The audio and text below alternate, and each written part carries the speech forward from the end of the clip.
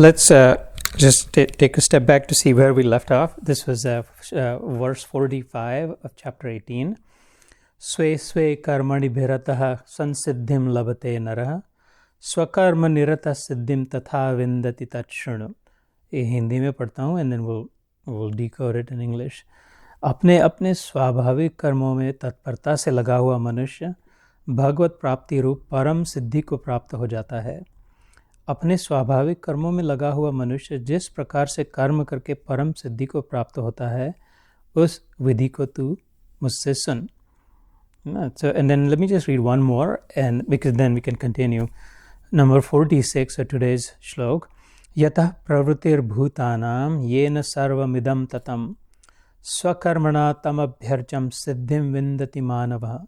जिस परमेश्वर से संपूर्ण प्राणियों की उत्पत्ति हुई है और जिससे यह समस्त जगत व्याप्त है, उस परमेश्वर की अपने स्वाभाविक कर्मों द्वारा पूजा करके मनुष्य परम सिद्धि को प्राप्त हो जाता है.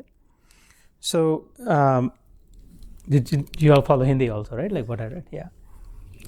So the exit ramp that I described last time was essentially saying that okay, now we've heard everything we needed to hear, and he's saying now start doing it.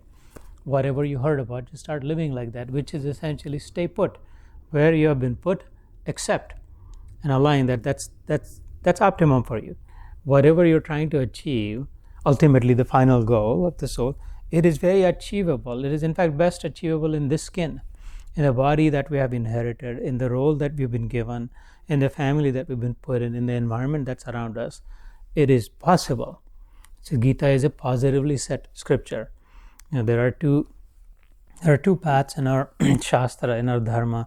One is neti, neti, neti, like na iti, not this, not this, not this. They'd say there's no point in this, not this, not this, not this forever. And then you're prodded to look for, okay, then what? If not this, if not this, if not this. So that's called the nisheda marga. And then the other marga is vidhi marga. Vidhi is do this, and nisheda is don't do this. So like do's and don'ts. So essentially, so this is set, it's calibrated in the positivity, Bhagwad Gita. Like, so it says that wherever you're at, whatever your profession, occupation, just do that, but it's the feeling with which we do, it's the intention with which we do, it's the motive inside our heart with which we do, that will determine whether you receive simply the material benefits of it, the opulence and all that, or you receive the full final fulfillment. Whether you get fulfilled, as I often say, or you remain half-filled. Fulfilled tabhi hoga na jab in the glass is fulfilled. Whether with doing what you're doing, the Lord promises that doing what you're doing, as a mother, whatever, homemaker, any role, doing whatever you're doing, you can fill the glass as much as you want. It can stay empty, or it can be fulfilled, or half-filled. And so it's in how we do it. And so I'll give you a couple of examples of that. So I think I heard these couple of stories that these are real. I have not personally witnessed those, but I've heard these. And this, by the way, just to share credit where credit is due, this came out in a conversation that I was having a couple of days ago with the personal sort of manager of Sunil Gavaskar. You heard the name, right? It's Gavaskar, the cricket, the legend, the epic legend. I met him a couple of days ago. He and I were talking, Sunil Gavaskar and I, because during the weekdays I do charity work for No Kid Hungry, child hunger.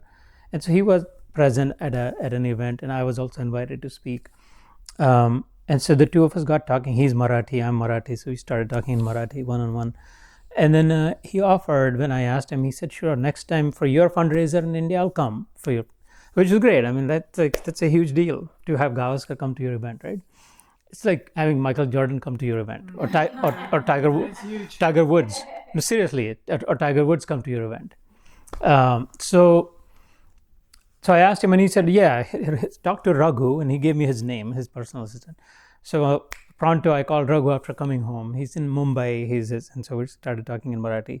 So we talked for 5 minutes with Raghu, bless his heart, and Raghu said absolutely, like if he said it, he'll be there for your event. And then the next 30 minutes, naturally, somehow, I don't know how, but it just turned into a spiritual conversation, because it turns out Raghu is a ISKCON devotee, and I'm a lover of Krishna myself, and we both like the Gita. And so I'm not an ISKCON initiator, just to clarify. I admire and I really highly respect, and I like and love Hare Krishna. I myself am not a Hare Krishna, just to be clear about it. So in that conversation, these things came up. The reason I told you all this story is so that, again, to share the credit. And I don't want to become like a thief of the credit. So some Pakistan war or something happened, in India-Pakistan war, and a soldier came home, or he came back from the war, and he was celebrated as one of the heroes, because apparently he had very limited ammunition, but he fought so cleverly and so bravely and so intelligently that he was able to defeat some big platoon or whatever, and he really prevailed. And so he was decorated, celebrated, all that. And then somebody asked him, like, what do you want as a prize or whatever? And he said, no, I don't want anything. Just give me a couple of weeks of vacation, because I'm really tired. So we'll take a month, just a couple of weeks. And this officer, army general, said to the police officer there that make sure you keep him comfortable until he reaches his town. They take him there. And so the police officer, absolutely with full regalia, respect, brought them to his town. He was welcomed there. Again, band baja, all that. And then he went to his home. And then the neighbor, there's apparently some dispute had arisen about the property or something. And so the neighbor and this soldier, this decorator, got into an argument of some sort suddenly. And then the soldier, finally realizing that the neighbor is wrong and not listening and all that, he just pulled out his gun and put it on his head. So the police officer who had brought him with high respect, happened to be there, he immediately stopped him and arrested him, the same soldier that he just brought decoratively, put him in prison. And the soldier said, what happened? You saw you know who I am. You saw all this, the president met me and all that, and you brought me. And what are you doing? He said, well, no, I have to do this because for what you're doing. But he said, no, but for doing what I'm doing now is why I was decorated. I did this so many times. I killed so many people with the gun, which is why I've been celebrated. So what's the big deal here now? And I haven't even killed the person. I'm just threatening him. And he said, no, there's a difference. He said, that you were doing, Hindi mein baat hai, badi sundar baat hai, that he was doing was sarkar ka kaam tha. That was the sarkar is the swami, the owner, right? The owner. वो सरकार के काम के लिए तुम लड़ रहे थे, ये तुम अपने काम के लिए कर रहे हो, है ना? So that doesn't work. When you act on behalf of sarkar can also translate to government, but sarkar also means the Lord. You know? When I am carrying out my role as a steward of the system purely with no ownership my own, carrying the role that I've been and doing my best at it, knowing fully well that it's actually someone else's. I just have to do my best of ability. But the moment I step aside and I make this my own business, my personal gain, my personal motive, that same act can become worthy of him being imprisoned. I thought that was same thing with surgeons, right? I just had a week ago, I had my gallbladder removed. So it's my week 2 of recovery. And I have to worship the surgeon for doing it successfully. But if the same surgeon pulled out a knife on me for some whatever bill payment, it would be a very different relationship, right? So it's really the intentionality. And we all know this. We all have heard about this. But we have to think about it. And we have to, more than that, we have to internalize it. We have to personalize it. That it really is the intention, it's the motive. And the moment personal motive comes, the moment there's some self-will, that in turn there's every chance that it will spoil. And so the more we can stay clean and clear and pure and let the grace flow through us, the better it is. Another example that came up in that conversation, apparently also real, this is a Christian ministry example. I don't know if you've seen late at night, like 2 a.m., 3 a.m., like there are sometimes infomercials, like some really cheap airtime. And so sometimes they show like this Christian minister blessing people.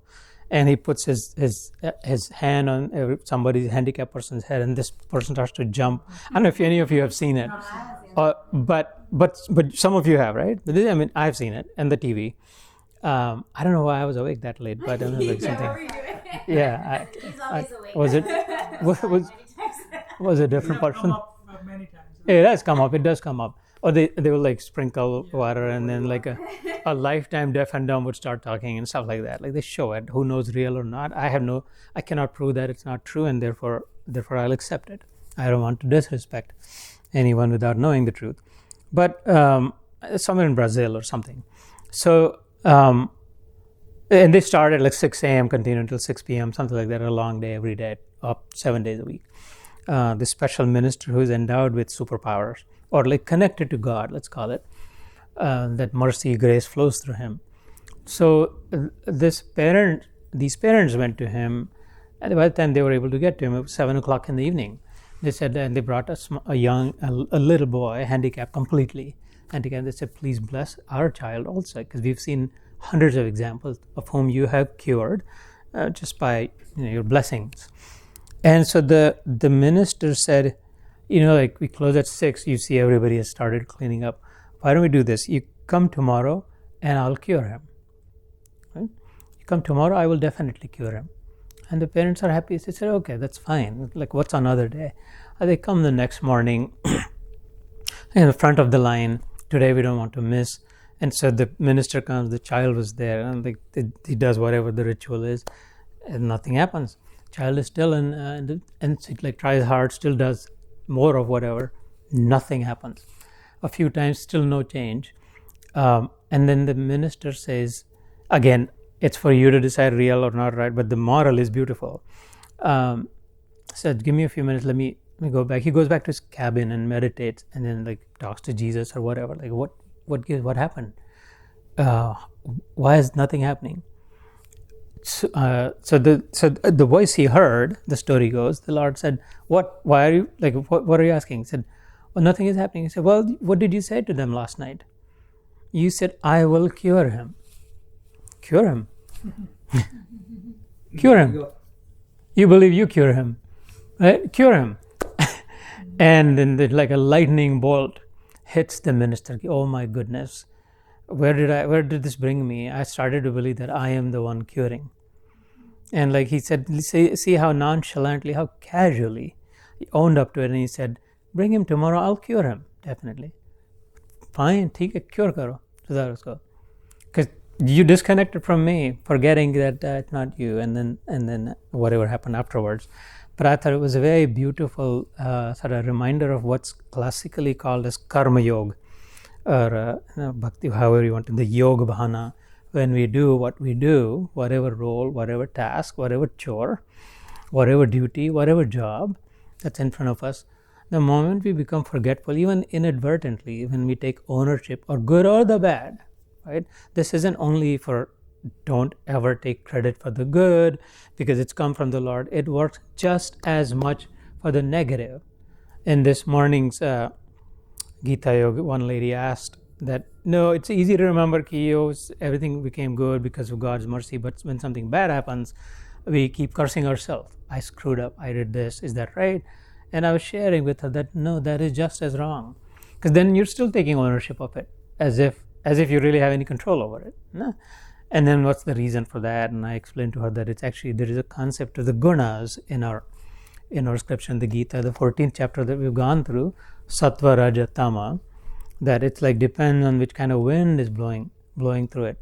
If I keep a flute here, I happen to know how to play the flute. I can actually play the flute, and I might be able to play a couple of classical songs, but I don't know if you do or not, and you try it and like something else comes up, not something melodious, or if a kid picks up, it'll be so annoying. Like the kid will never stop and just bam, bam, bam, and I was like, oh my God, the flute is the same, but one person blowing through it is sounding very sweet and you want to hear more of it.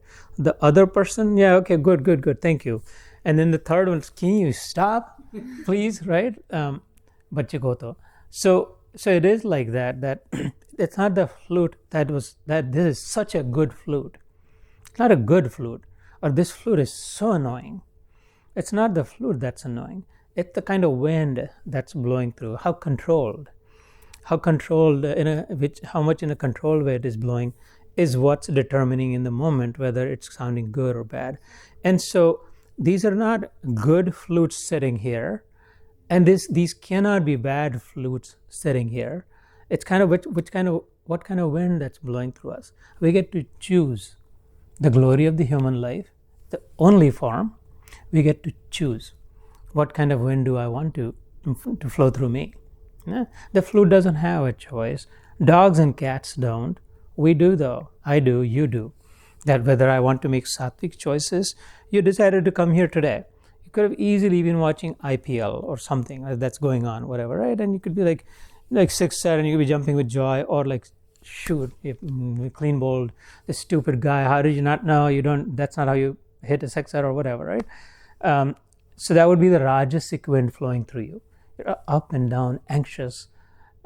This is a sattvic.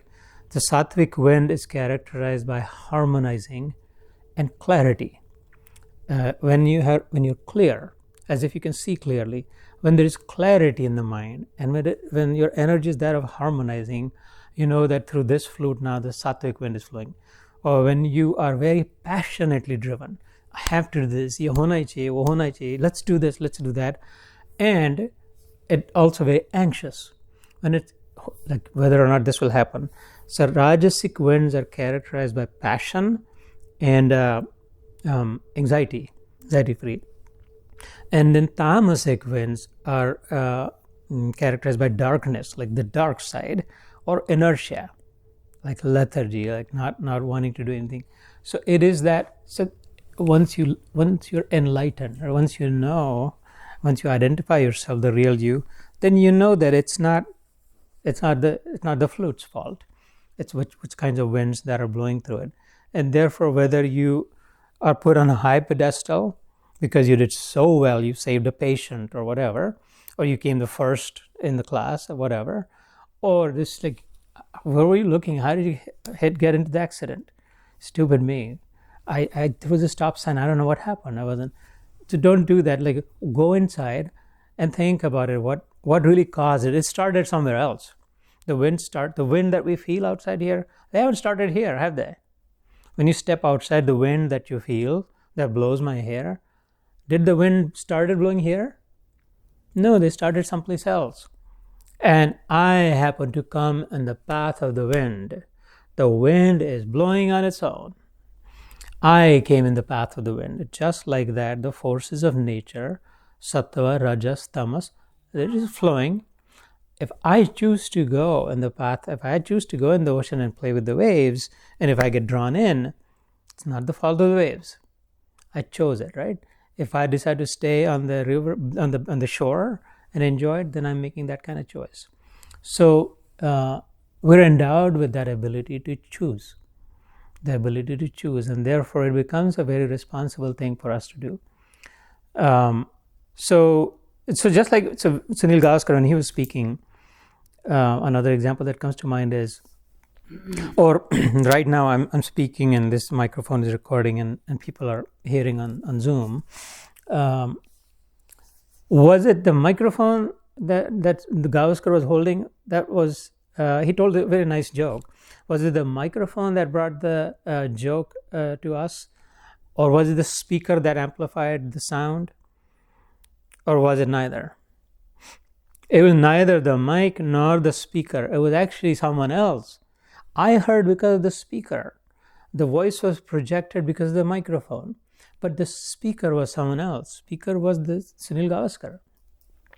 So if I am saying something and you're hearing something, I might be the microphone and you might be the speaker, or however, or whichever way you want to think about it.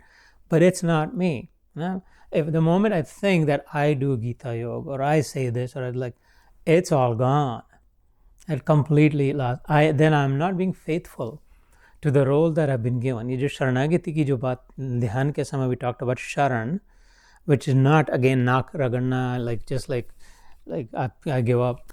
It's always being connected, always recognizing that I'm just simply carrying out, just like a water hose in a garden, watering each plant. thank you water hose, but the water does not come from the water hose. No, water comes from someplace else. There is a source of water. Just like that, all goodness, if there is muddy water that comes through it, I should not curse the pipe either. And so, the good and bad, the best thing to do, the only right thing to do is go inside, think about where this is coming from, why it is, and remain yourself as you are. If in the morning the sun shines and you see, before the sun rose, you couldn't see anything. Let's say Amawas Kadinta, like new moon, pitch dark, you saw nothing. And when the sun rose, now you see, oh my God, somebody dropped their diamond ring here. It was there, but I didn't see it.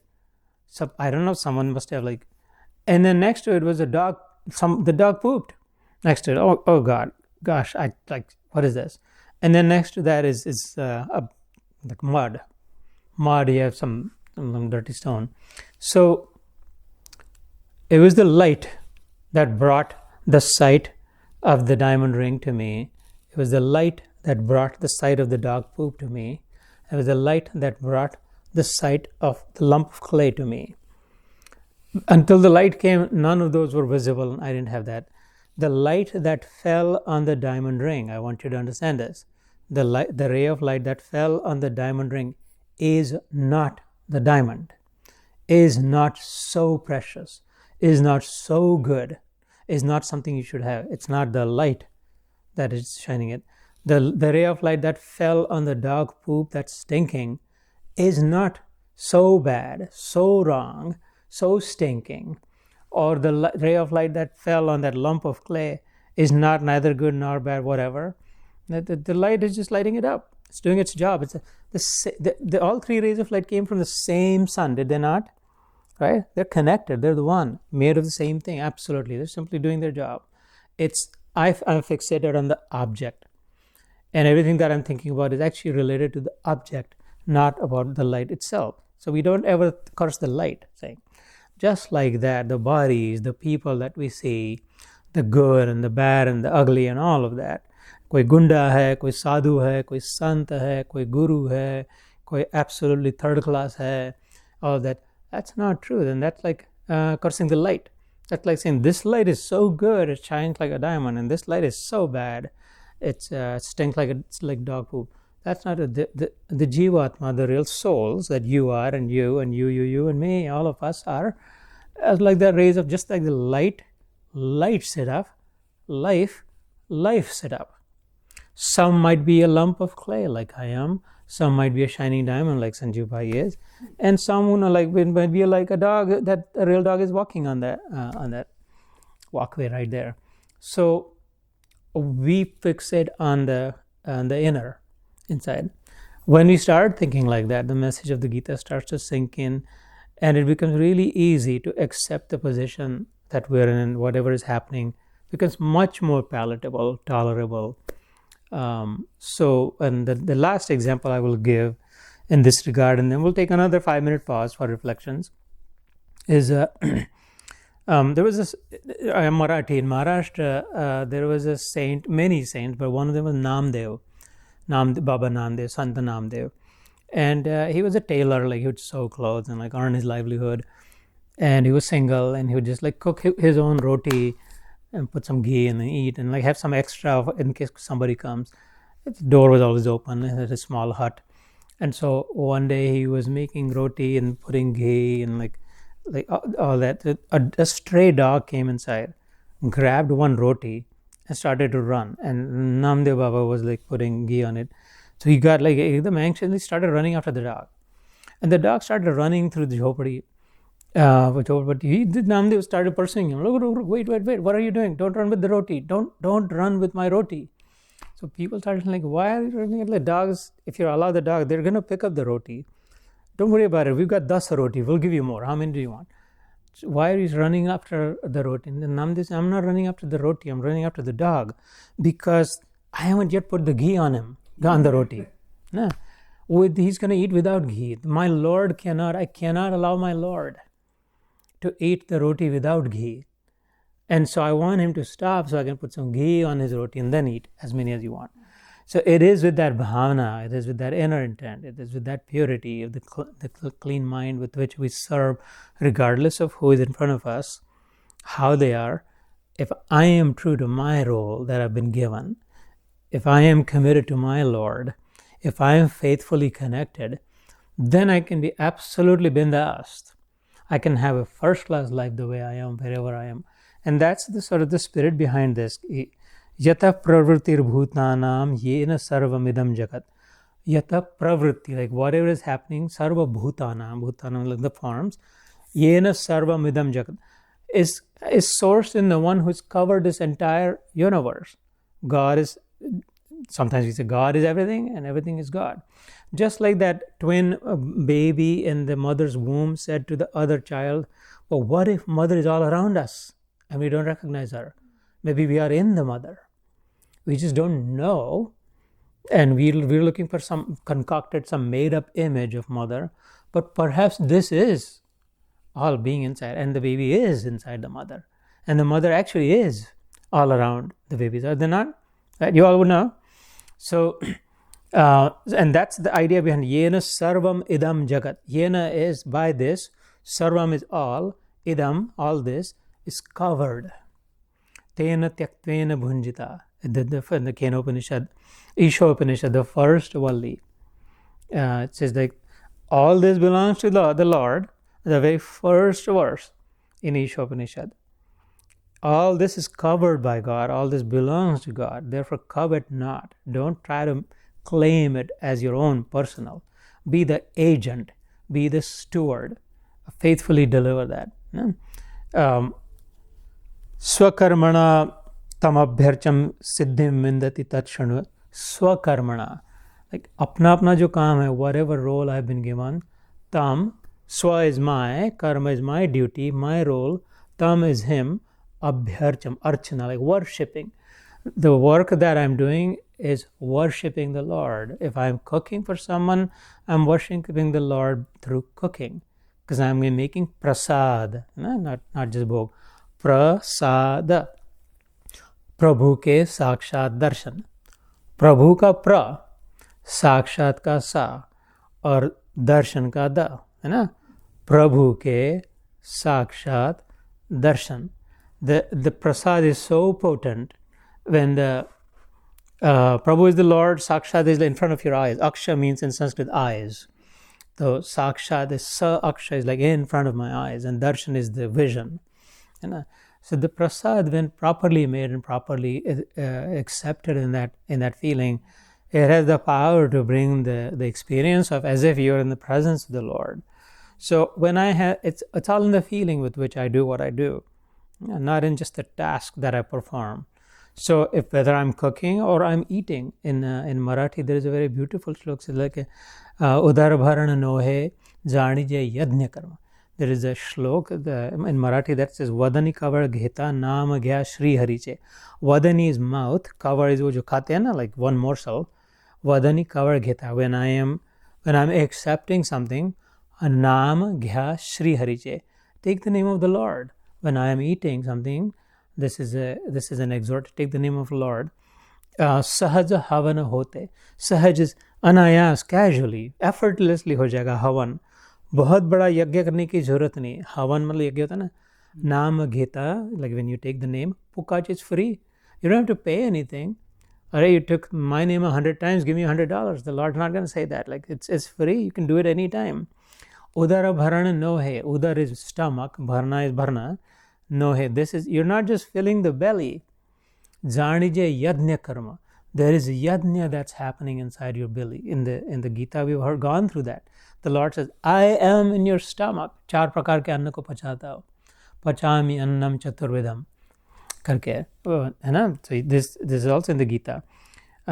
Because you're supposed to accept what is given and then use the energy that is generated for the welfare of all. Brahma karma करके. I will consume what comes my way, and the energy that I get from it, I will be sure to use it for the well-being of all.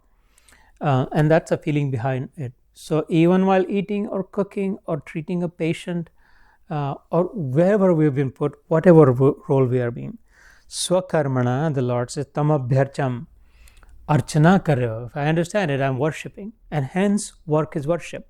It's not just kaam karte raho, like just do, act. Work can actually be worship. Yatha vindati tat shrunu. And this verse was like, how is that?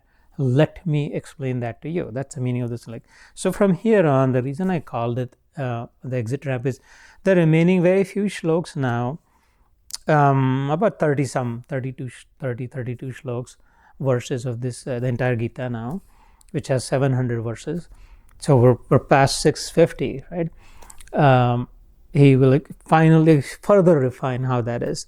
That just stay where you're at. If you're in the battlefield, Arjun, don't run away. You wanted to run away, na, Arjun? Na yodhaseti govindam. I don't want to fight. I shall not fight. No, stay there. If you must kill, if you have to really even your own, you must do that because you're doing this for the sake of dharma. This is not for your kingdom, whether you get to become a king or not. Maybe you will win, maybe you will lose. He was the Lord, and he even said, maybe you will win, you will lose. I'm not asking you to fight to win. I'm only asking you to fight to defend what is right, the integrity, to defend the integrous. Because you're the best fighter, and if you don't, the example that will be set aside is dharma, integrity is losing. Okay, and that I will not tolerate, he says, with you or without you. Krishna 11वें अध्याय में कहते हैं, निमित्त मात्र भव सव्य Sachin. I will defend the righteousness, integrity. In the end, right shall prevail. In the end, satyam eva jayate. Truth will survive. Isliye, it's an opportunity for you to be part of it. Like that, with me or without me, what you're destined to, wherever you will. This is an opportunity for me to be a part of the journey. And same thing with you in your roles, the children that we have inherited, it's an opportunity for us. It's not our right. It's not our entitlement. We don't own them. It is simply an opportunity to participate in the good Lord's big, colossal mission for every struggling soul, like our children and us alike, to finally at some point reach the origin where we came. So with that idea, and it's not the husband's right over the wife or not the wife's duty or obligation towards the husband, all of this is an opportunity to do our best and participate in that. When I do what I do with that mindset, is what this verse says, then you're worshipping me, Arjun. This is the best kind of worship, because you have now aligned with my cause. You're joining forces. You're hand in hand with me. Now you and I are together. Now we're going together. And therefore, how will you not have me? When you held my hand, when you're following me, you'll always have me. Does it make sense? So let me pause here. Let's do another round of reflection. Then depending on the time, we'll see we should do another shlok or just stop right there.